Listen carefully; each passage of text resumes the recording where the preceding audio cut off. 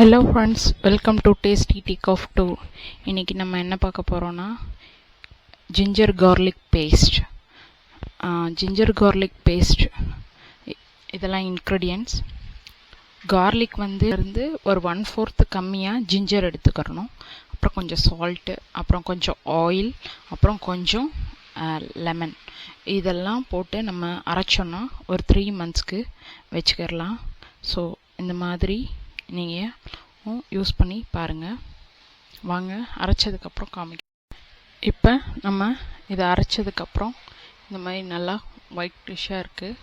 இதே மாதிரி உங்களுக்கு 3 months ஸ்மெல்லும் போகாது, நல்லா கலரும் சேஞ்ச் ஆகாமல் நல்லா சூப்பராக இருக்கும். ஸோ இந்த இஞ்சி பூண்டு பேஸ்ட்டை அரைச்சிட்டு எப்படி இருந்துச்சுன்னு சொல்லுங்கள். தேங்க்ஸ் ஃபார் வாட்சிங். ஸோ அரைச்ச இஞ்சி பூண்டு பேஸ்ட்டை நல்லா கிளாஸ் பாட்டில் ஏர்டைட் கண்டெய்னரில் ஸ்டோர் பண்ணுங்கள். நல்லா அப்படியே இருக்கும். Thanks for